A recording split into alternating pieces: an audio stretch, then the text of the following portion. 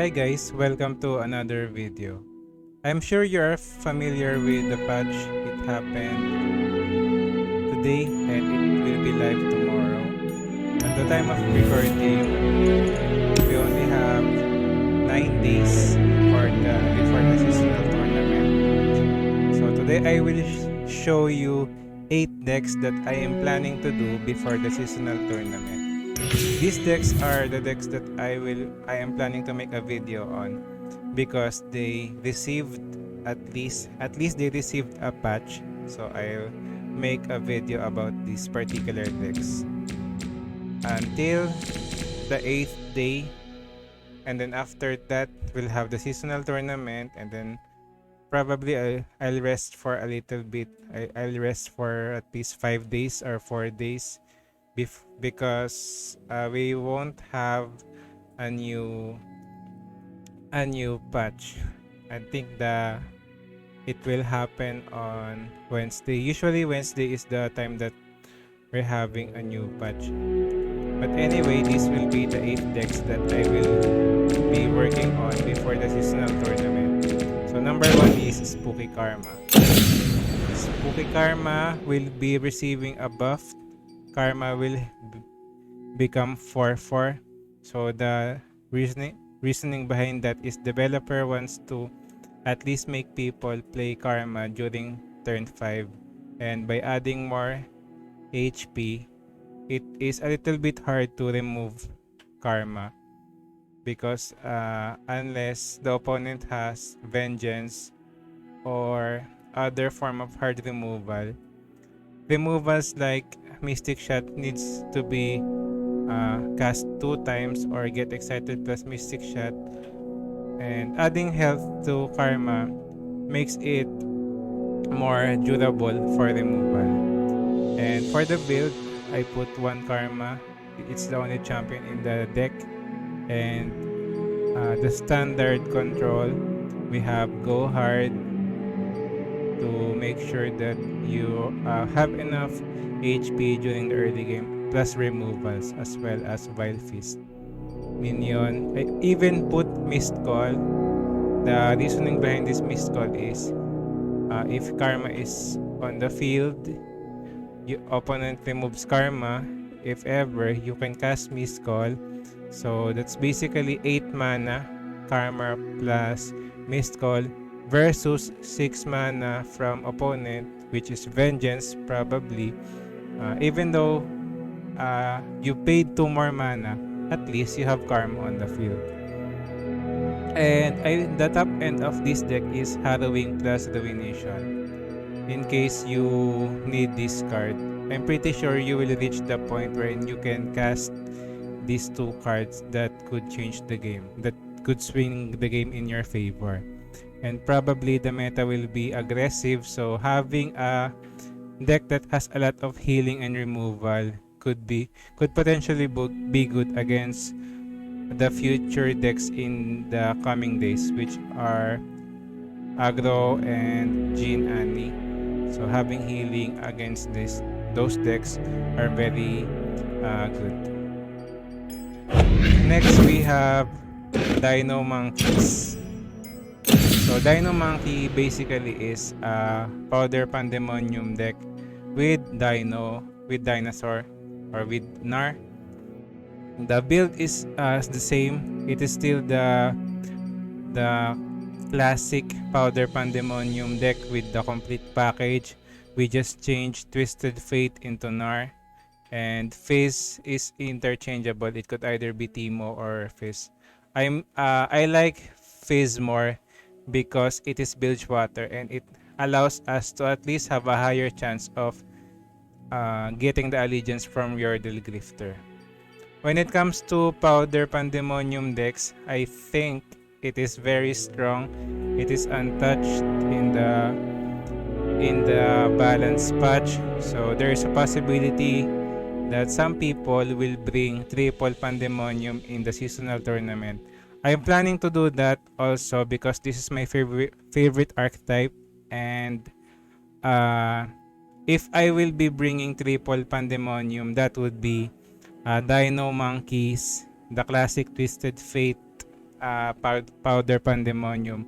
And the third deck is I'm leaning towards Mono Caitlyn Powder Pandemonium or Zoe Powder Pandemonium. It depends, but I'll just test it out against my circle of pro player friends so that I'll see which Powder Pandemonium deck is best. But anyway, that's my plan, and that will be the second deck that I'll feature on the countdown before seasonal tournament. For the third deck, I'm planning to play. This is for the countdown for seasonal tournament. I'm planning to play Careful Action because of the change to the Zillion card. Zillion card will now become Careful Preparation. And this deck is a Shellfolk deck that focuses on getting the insane value from Shellfolk. It is very valuable. This deck gives us a lot of value, and if you play this correctly, it is very annoying against the opponent, and you have a lot of possibilities in this deck. It is very hard to explain how strong it is because of how insane you can get from pranks or from nabbing the opponent using the effect of pranks plus Careful Shellfolk. But it has a lot of possibilities. So this deck will be the third deck that I am planning to play for the countdown to seasonal. If Evelynn Viego is the fourth deck that I am planning to do a video on.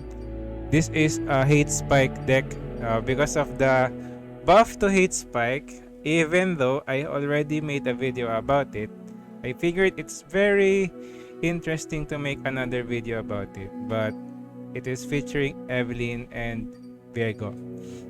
For the when I'm building the deck, I was building it with Evelynn plus Kalista, and then when I look at the deck list, it's weird because the deck doesn't have any win condition. So I benched the Kalista out, and then I put Viego in because at least Viego could be your win condition in this deck. That's why it is Evelynn Viego. And the standard Viego deck consists of Invasive Hydra Vine and Atrocity. I put Revengeance in case the meta requires 3 Vengeance. But it depends. I don't know what will be the meta. This is still interchangeable depending on my gameplay on the coming days. So that's it. This is Hate Spike Evelynn Viego deck. For the fifth deck, I am planning to showcase an Ashe deck because of course, another buff to Harsh Winds, because Harsh Winds will now become 5 cost. And because of that, I figured it's good to play this deck because another thing that will be receiving in this deck is Bloody Business will become Reputation I cost 2. So cheap, some of the at least expensive cards in this deck will become a little bit cheaper, and that's very good in Legends of Runeterra. Also, I would like to showcase Cracking Ice. This is 1 mana, grant an enemy frostbite me at the next round start.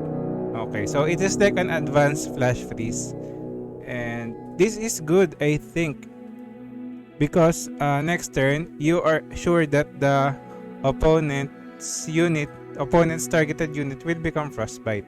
So it is cheap, and you can target it, you can play it in advance, and it's very good. I think it is underrated, but I think it is very, very cheap and very good in this deck. That's why I will be trying out this Cracking Ice deck. Next is we have Invoke. Invoke deck. I'm planning to play an Invoke deck.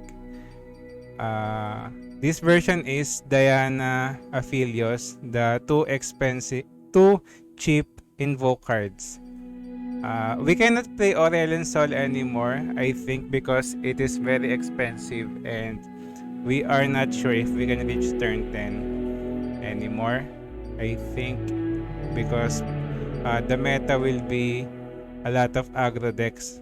That's why Diana is good against aggressive deck as well as Aphelios, because Aphelios has lifesteal and Diana can remove some of the early units from an aggro deck. And we have a very low curve in this deck and a lot of healing. Our removal here, I put 2 Sunbursts in case we need a meta that requires a removal. I did not put Vengeance because that could potentially ruin our chances of hitting Allegiance because we are playing Mountain Scryer in this deck. Plus, we have a lot of Invoke cards. So, Mountain Scryer is good because it discounts some of our invoked cards. So, that's Invoke deck. Number 7, Bandle Timelines.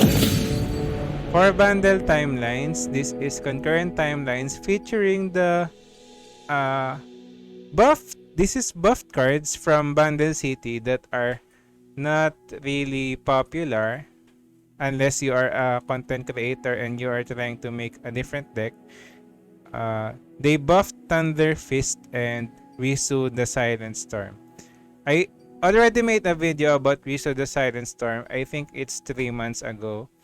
And I figured I could return to playing Bandle Timelines featuring Risu the Silent Storm and Thunder Fist because of the buff that Riot gave to them. For the champion, I chose Caitlyn because it is one of the best Bandle City champions that are cheap, and of course Nar because it is also the best Bandle City champion. So Nar and Caitlyn are the like a flexible slot. It could be anything, but since these champions are the best, they are the champions that I put in this deck. So that's for the 7th day of Countdown to Seasonals. And for the last one, we have Darkness. So Darkness, this is the final deck that I will be playing before seasonal. I will be showcasing this deck on the channel because of the revert to Twisted Catalyzer. Twisted Catalyzer returning to 3-2 is very good, I think, for the deck. And also, the meta will shift around playing against control versus aggro will be the meta. It's either super fast or super slow. And I think generally super slow decks are favored to aggro as long as you have a lot of healing and you can match the early tempo of the aggro deck. And in this deck, you can do that by having Concologist, Dark Bulb, Acolyte, as well as Twisted Catalyzer and Vile Fist. So you have at least enough early blockers and removals for aggro deck. So this is very favored if in case you will face up against an aggressive deck.